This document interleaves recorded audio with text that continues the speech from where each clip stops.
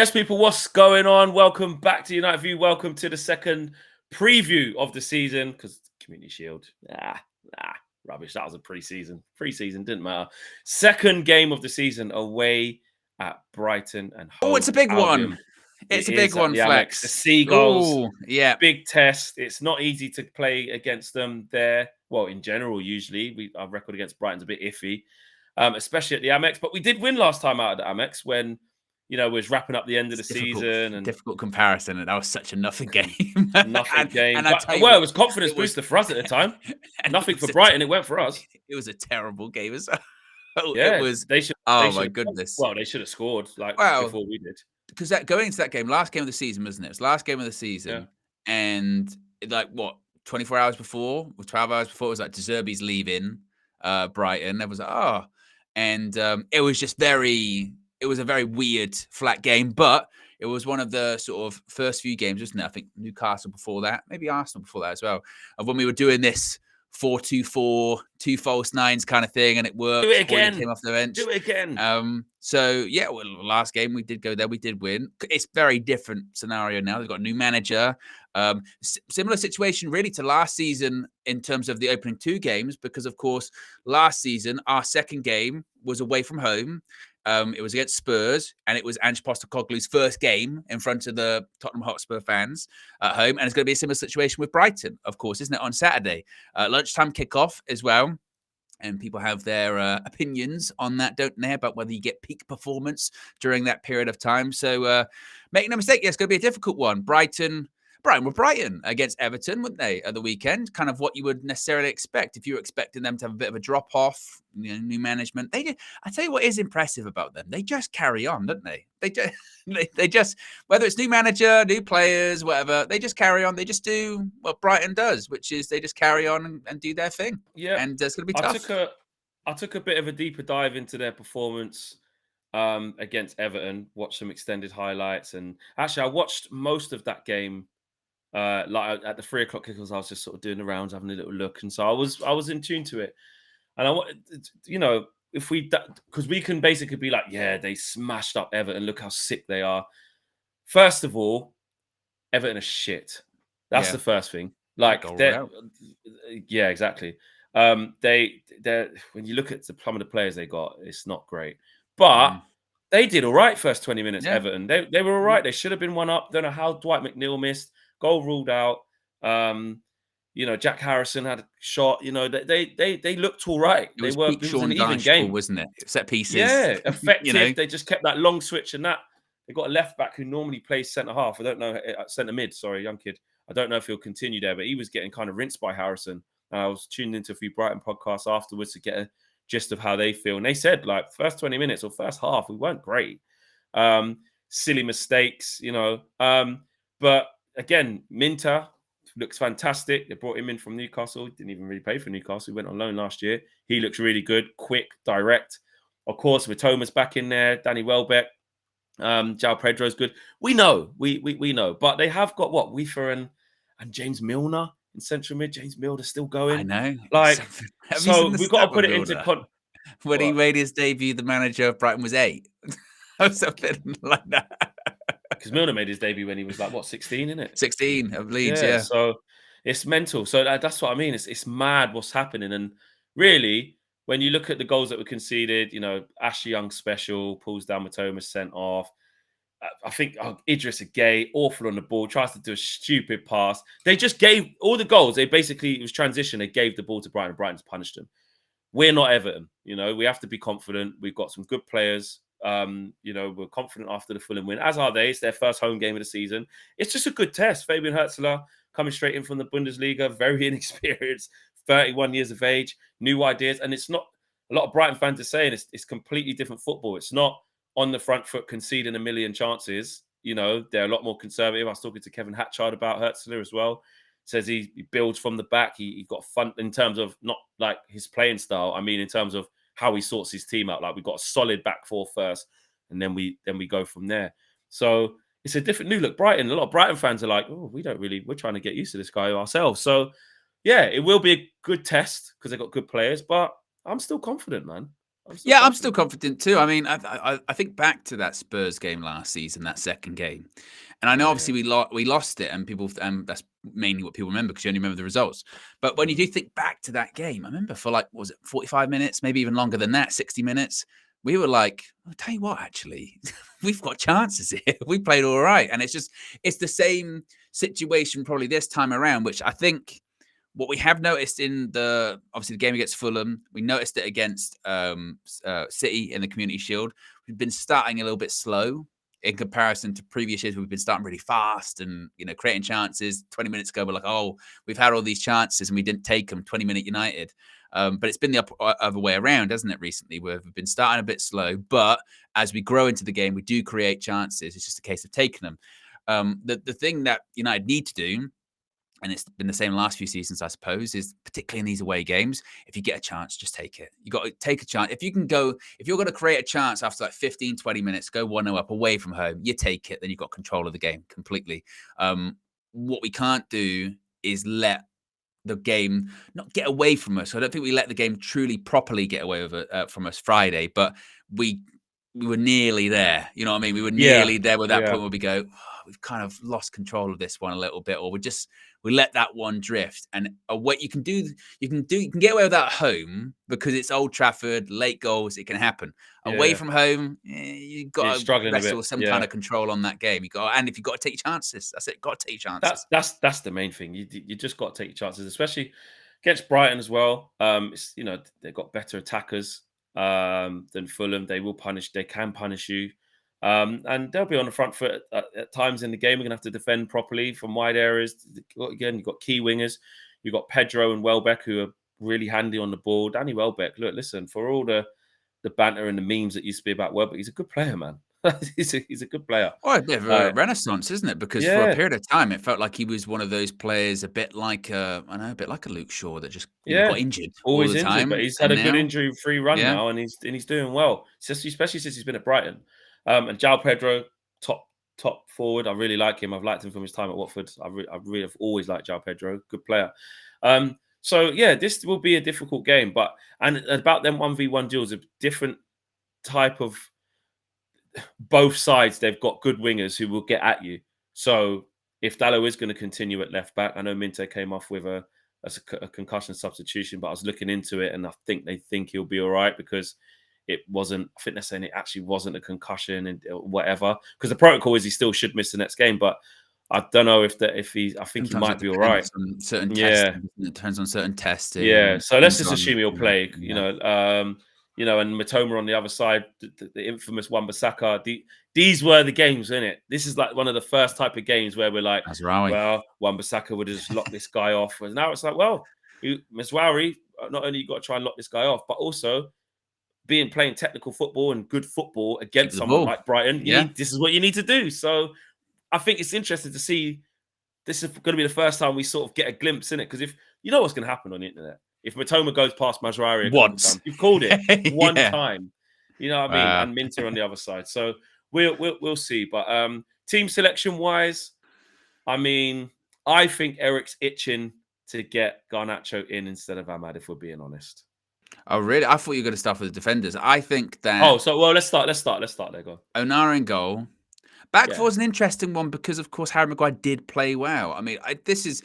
Would you play him again? It was the perfect example of people. It was really easy to spot people that just don't like Harry Maguire last Friday because you know what I mean. Because when after the game or after get Maguire off, you go, you just don't like Maguire because he actually played really well.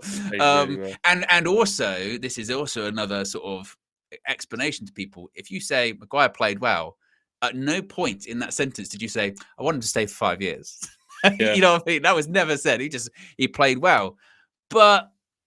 He should still stay this summer as well, by the way. No, he will stay this summer. He's not. He has to. But people like we should sell him and stuff. Well, he's the way. Well, if we got an offer, of course I would take an offer right now for Harry Maguire. But we're not going to get. We ain't going to get an offer and be able to replace him and get someone good and not in the period. He's a good backup, you know. He's a good fourth choice. He played well against Fulham. He deserved credit for playing well against Fulham. As for whether he will start on Saturday.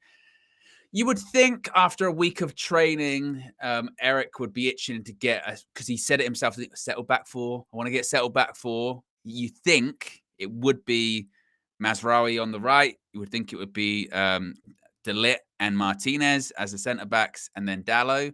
But I cannot say I'll be surprised if Harry Maguire starts, because Eric doesn't like to change stuff. He just he and it doesn't depends. like to do that. It But depends. Maguire did kind of limp off, didn't he? He did kind of limp off. Yeah, well, but he said it was a precaution as well, because he don't want no one getting injured as well. But he's been doing precaution with Maguire for like 2 or 3 weeks, hasn't he? Yeah, he's obviously nursing something. Plus, he's so scared that, again, you've got to get Ligt up to speed. So he's going to need a couple of weeks. Lindelof's crocked already. So, like, we do have to actually manage this. So I don't mind whichever. Obviously we want Ligt starting as quickly as possible to be the guy. But I'm less concerned about what's going. Why is he not starting? Why did we wait all this time to sign him if he's not going to start? We have to manage these centre halves properly. We really, really do, because actually, you're right. And Johnny Evans is fit again, isn't he? Because he came on. So we've just got to manage it. Harry Maguire is the next in line, really. So if we mess him up and rush Ligt and he pulls up, like, just whatever they see fit as to when Ligt can get to 100% and start starting, cool. If that's against Liverpool, so be it. Do you know what I mean? Do it now. I say what, he's starting against Brighton, Ligt, to get him ready. Yeah. You don't start for the first time against Liverpool, Old Trafford. I know he's very experienced. And he's played in, but that was forced, wasn't it? When you've got the choice, you would think you'd be planning. He's fit. For the future. I know Ligt, no problems. Played Real Madrid away last year, mate. That's what I mean. You got experience. I'm just put him in. It would be good, wouldn't it? It would be good just to go into that. Get him a run out first. Yeah. He's starting. All right, to play devil's advocate, I'm going to go Maguire's going to start. Oh, interesting. We'll see. Just because. Yeah. Midfield, we expect any changes or the same? It'd be Casemiro, Cobby. Wow. Yeah. This is where we're getting there. The two in midfield, that won't change. Casemiro and Cobby, they're going to play.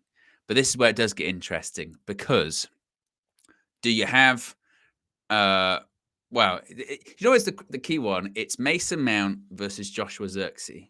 That's really the one, isn't it? With that, because Zirkzee scored. He started out again. But I agree with what KG was saying. I thought there were a lot of people actually kind of playing down Mason Mount's performance against Fulham, there was. Which I didn't really understand. They were like going, "Oh, Mason Mount didn't really offer anything." But in the same breath, they would also go, "But when he came off, we kind of lost our way a little bit." You go, "Well, he was then clearly offering something, wasn't he?" Which was energy. And I know that's kind of the base requirement. And people go, "Oh, energy, Duracell bunny, whatever." But it did help. It did help. I think first away game of the season. Yeah, that's what I mean. First away game of the season.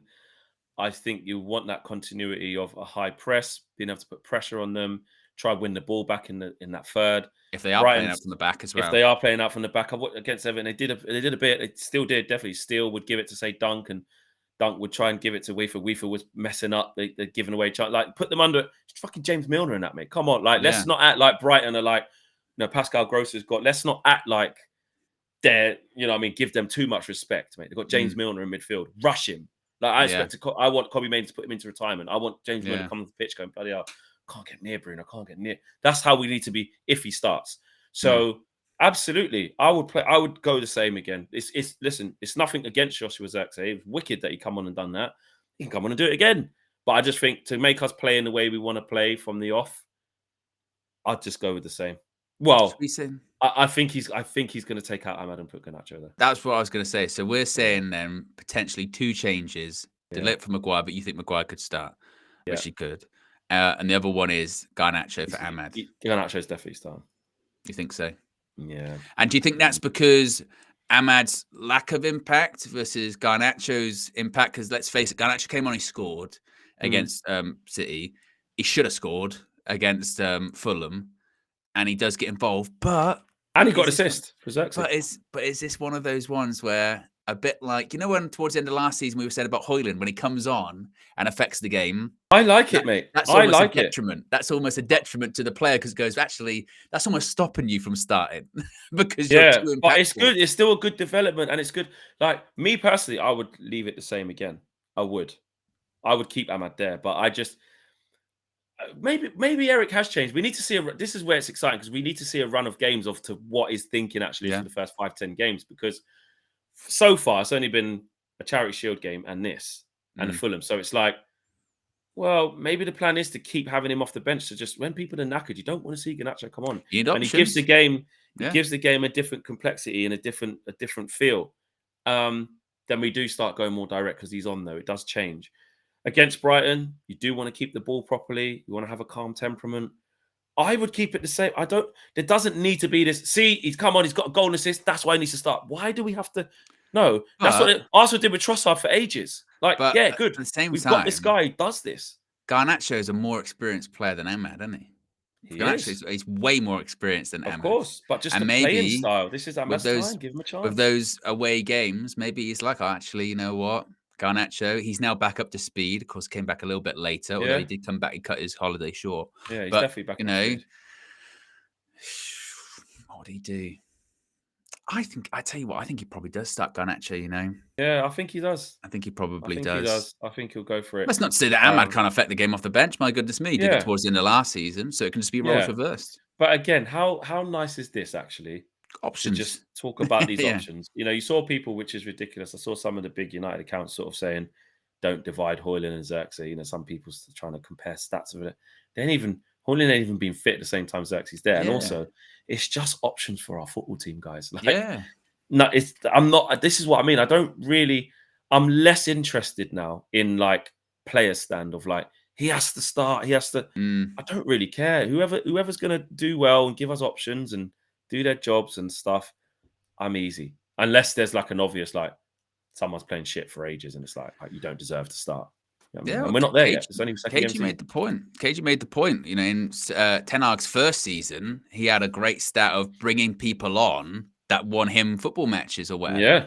So you would think if you've got those options available, which we didn't have last season, then he can pick the right time. Football games aren't won in the first, 45 minutes, whatever. They're won over 90. And sometimes it's about timing them right, bringing on the subs at the right time and getting things right. So like you say, options are great. And we're still, some of our biggest options still aren't available, in Højlund or Lenny Yoro or what have you. So still more to come. Plus Ugarte in the future. So Ugarte. Right, predictions. This is going to be a tight one.